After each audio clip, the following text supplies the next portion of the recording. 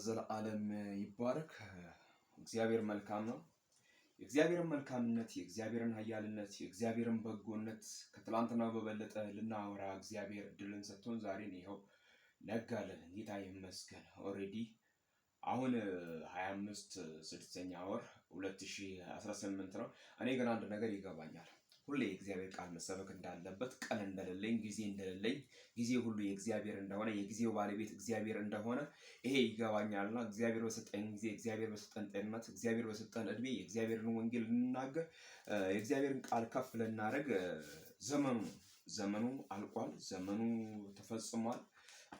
ይሄ ዘመን የእግዚአብሔርን ቃል ከፍ አድርገን የምናወራበት ዘመን ነው። ጌታ ለዘላለም ይባረክ። ወንጌል ያሸንፋል፣ ወንጌል ይለውጣል፣ ወንጌል ያሻግራል። ጌታ ለዘላለም ከፍ ይበል።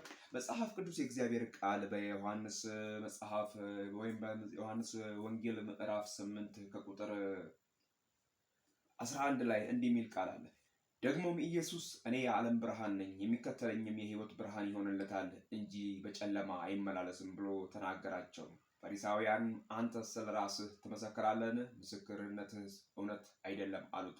ኢየሱስም መለሰ አላቸው፣ እኔ ስለ ራሴ ምንም እንኳን በመሰክርም ከወዴት እንደመጣሁ ወዴትም እንደሚሄድም አውቃለሁ። ምስክርነቴ እውነት ነው።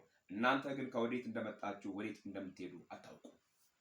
ጌታ ለዘላለም ይባረክ። መዳን በሌላ በማንም የለም። እንድንበት ዘንድ ከሰማይ በታች የተሰጠን ስም ኢየሱስ ነው። የልጁ የኢየሱስ ክርስቶስ ደም ከኃጢአት ሁሉ ያድናል፣ ያነጻል።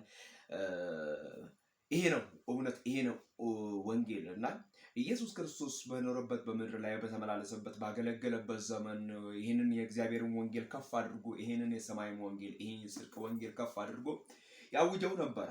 እጣው መጥቶ ዛሬ እኔ ጋም ደርሷልና እኔ ጋም ሲደርስ ዝም ብሎ አይደለም መቀመጥ ያለበት፣ መታወጅ አለበት። የእግዚአብሔር ወንጌል መነገር አለበት። የእግዚአብሔር ወንጌል መሰበክ አለበት።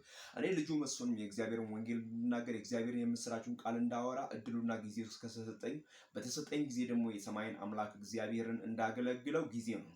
መዳን በሌላ በማንም የለም። እንድንበት ዘንድ ከሰማይ በታች የተሰጠን ስም ኢየሱስ ነው። ዘመኑ አልቋል። ጊዜው አልቋል። ባለቀ ዘመን ላይ ያለ ነው። ባለቀ ዘመን ላይ ሆነን ያላለቀውን ወይም ደግሞ ዘላለማዊ የሆነውን ሁሉን ቻይ የሆነውን የእግዚአብሔርን ቃል ልንናገር ይሄ ጊዜው ነው። ምክንያቱም እግዚአብሔር ከኛ ጋር ነው። ከትላንትናው በበለጠ ሊረዳን እግዚአብሔር ከኛ ጋር ነው። ሊያግዘን ከኛ ጋር ነው። ድካም አለ፣ አዎ እግዚአብሔር አለ። ውድቀት አለ፣ እግዚአብሔር አለ። ነገር ግን እየወደቀንም እየተነሳንም እግዚአብሔር እናገለግለዋል። እየደከምንም እየበረታንም በእግዚአብሔር ቃል እግዚአብሔር እናገለግላለን እንጂ ደክመናን ብለን በዚያው አንቀር። ምክንያቱም እግዚአብሔር አምላክ የሚረዳ አምላክ ነውና ወዳጆቼ፣ ኢየሱስ ክርስቶስ እንደዚህ አለ። ደግሞም ኢየሱስ ክርስቶስ እንደዚህ አለ የሚል ቃል አለ እዚህ ምዕራፍ 8 ላይ ከቁጥር 11 ላይ ደግሞም ኢየሱስ እንዲህ አለ። ምን አለ? እኔ የዓለም ብርሃን ነኝ። እኔ የዓለም ብርሃን ነኝ። ለዓለም ለሁሉ ማለት ለምስራቁም፣ ለምዕራቡም፣ ለሰሜኑም፣ ለደቡቡም፣ ለአፍሪካውም፣ ለአውሮፓውም፣ ለዓለም ሁሉ ለሰባቱ አህጉራት ለሁሉም እኔ ብርሃን ነኝ አለ ኢየሱስ ክርስቶስ። እኔ የዓለም ብርሃን ነኝ። እኔ የዓለም ብርሃን ነኝ። የሚከተለኝም እኔን የሚከተለኝም የሕይወት ብርሃን ይሆንለታል። እኔ የዓለም ብርሃን ነኝ፣ የሚከተለኝም የሕይወት ብርሃን ይሆንለታል አለ ጌታ ለዘላለም ይባረክ።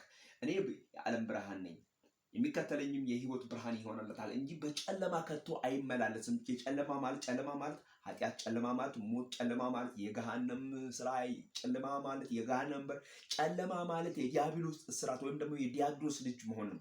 ኢየሱስ ክርስቶስን የሚከተል በጨለማ አይመላለስም። ምክንያቱም ሽግግር አድርጓል። ከጨለማው ስርዓት ወደ ብርሃኑ ስርዓት መጥቷል። ከሞት ስርዓት ወደ ሕይወት ስርዓት መጥቷል።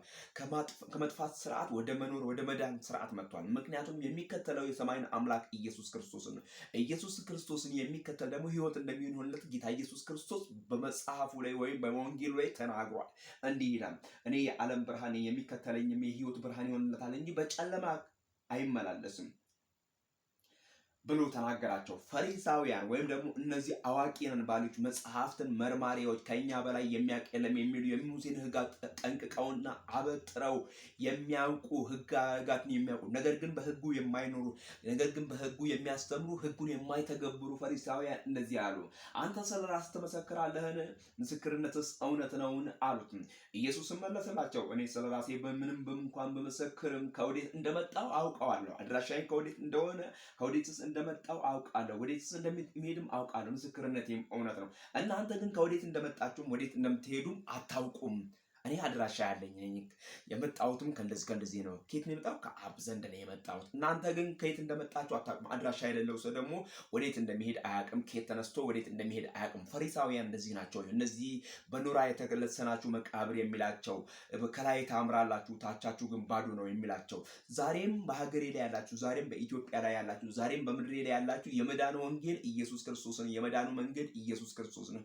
በዚህን ሰዓት የእግዚአብሔርን ወንጌል የምንናገረው፣ የእግዚአብሔርን ኃያልነት፣ የእግዚአብሔርን ቸርነት፣ የእግዚአብሔርን በጎነት የምናወራው እግዚአብሔር እኛን ስለረዳን ነው። እግዚአብሔር እናንተንም እንዲረዳቸው እግዚአብሔር አምላክን ተከተሉት። መዳን በሌላ በማንም የለም። እንድንበት ዘንድ ከሰማይ በታች የተሰጠን ስም ኢየሱስ ነው። ኢየሱስ ክርስቶስ ያድናል። ኢየሱስ ክርስቶስ የህይወት ቁልፍ ነው። ኢየሱስ ክርስቶስ የህይወት በር ነው። ኢየሱስ ክርስቶስ ማምለጫ መንገድ ነው። ስለዚህ ወዳጄ ወንድሜ ይህንን ወንጌል ስበክ። ወንጌል ያሸንፋል። ወንጌል ይለውጣል። ከፍ አድርገው። አታፍርበትም፣ አያሳፍርም። የእግዚአብሔር ወንጌል ከፍ አድርገው።